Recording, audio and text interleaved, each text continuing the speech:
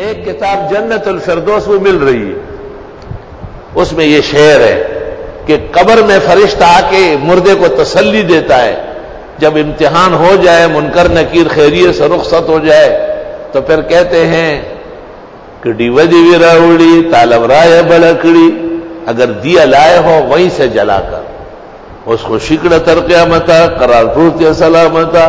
اب قیامت تک آرام راحت عزت سے رہو، نم کنومت العروس۔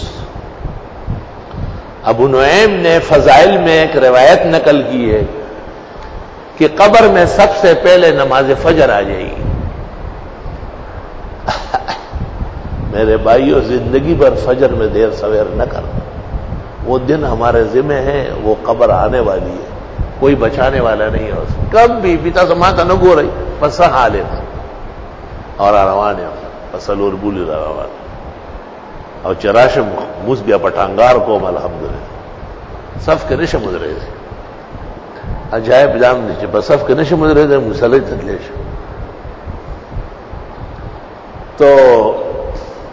منکر نکیر کے آنے سے پہلے خوبصورت بہترین صلاحیتوں کا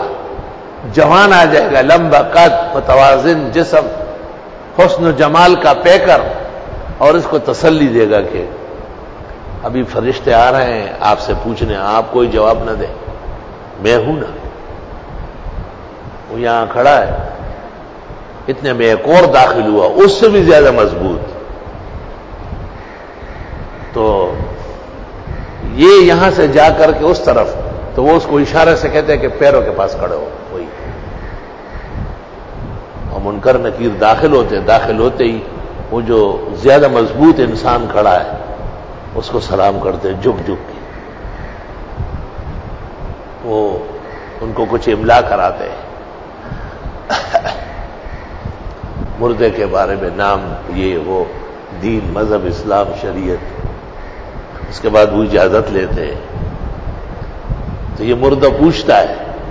تو پتہ چلتا ہے کہ یہ تو نماز فجر ہے، یہی کافی تھا، لیکن یہ حافظ قرآن ہے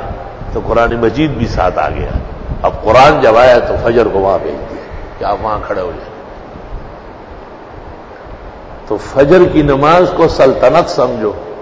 اور قرآن کریم کو ساتواں آسمان و زمین سے بڑھ کر سمجھو۔ لا الہ ہے، یہ واقعہ بھی ان کتابوں میں موجود ہے،